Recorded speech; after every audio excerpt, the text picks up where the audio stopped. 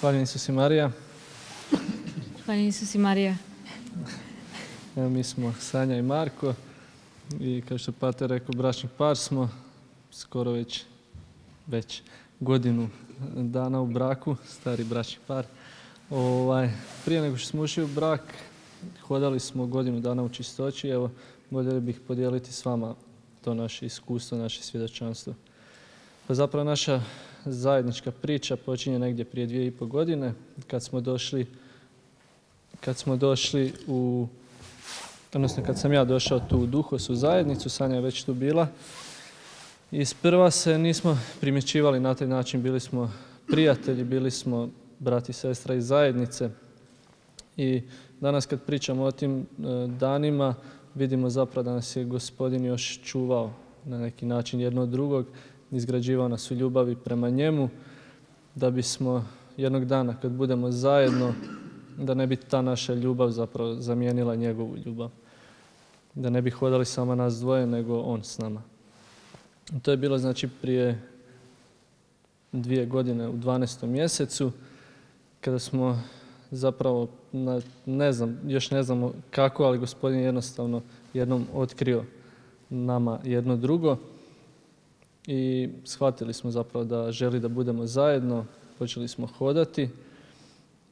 I nekako odmah su naše razmišljanja vodila prema braku, jer nismo uopće dvojili trebali hodati čisto, to je bio logičan slijed našeg hoda s Gospodinom. I zapravo vrlo brzo, nakon par mjeseci, smo počeli pričati o braku, počeli smo planirati naše vjenčanje.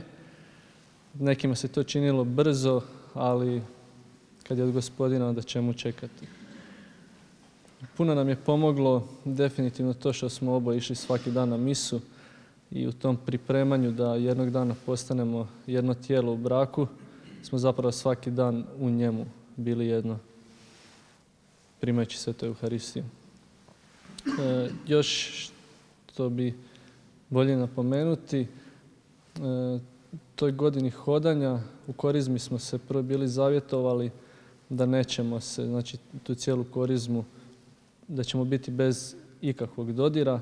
I to je bilo teško, ali zbilja je bilo najplodonosnije razdoblje i nešto što je ubrzalo cijeli taj proces odluke zapravo za brak. I evo, da ne duljim, danas vjenčali smo se znači godinu dana nakon što smo prohodali, 28.12.2013. na Svetu obitelj. I evo danas, ovih dana zapravo i uskoro ćemo dobiti trećeg člana naše obitelji.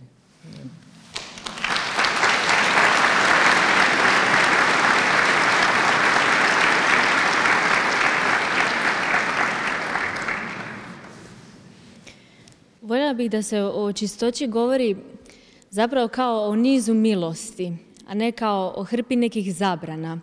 Jer često to hodanje u čistoći ima takav dojam. Meni je za odluku o čistoći pomogao naravno Gospodin, ali preko svjedočanstava braće i sestara na nekim hodočašćima i ovdje u zajednici. Jer nosila sam niz slika tako o tome što ljubav treba biti i kakvu ljubav bi ja htjela u životu, pa sam napravila i dosta kompromisa po tom pitanju. Ali slušajući ljude kako pričaju o toj čistoći, o toj jednoj pravoj ljubavi i da je to zaista moguće, da ljudi tako žive, prvo sami kao pojedinci odlučuju se svim srcem za Gospodina, a onda uz njegovu pomoć i milost, kad Bog odredi da je pravo vrijeme i pronalaze tu pravu osobu za sebe, i onda zaista žive istinski radosno i slobodno, stvarno je moguće doživjeti tu pravu ljubav. I meni je srce s vremenom, ali i razum išao prema tome, prema Gospodinu. On mi je pokazivao da je to istina, da je to moguće.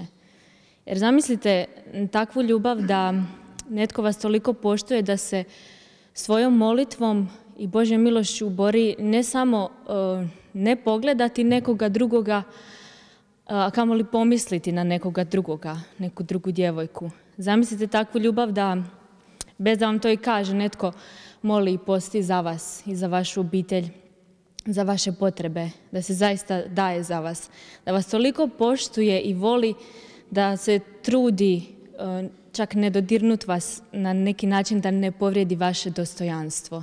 E pa Bogu hvala što nam je darovao takvu ljubav i da je to zaista moguće živjeti.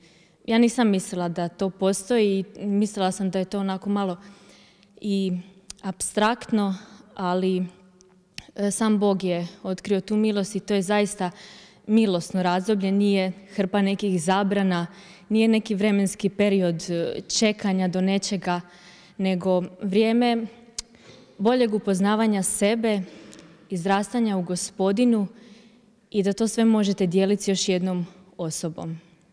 I zamislite, djevojke, da ne morate se ne znam kako maskirati i izazivati odjećom i nekim ponašanjem sve oko sebe, nego da zaista netko vas može voljeti povrh vaših rana, kompleksa, pa i povrh vaše prošlosti. Zaista može voljeti vas, takve kakve jeste. E pa to sam ja otkrila u hodanju u čistoći, odnosno Gospodin nam je otkrio da su to zaista velike milosti.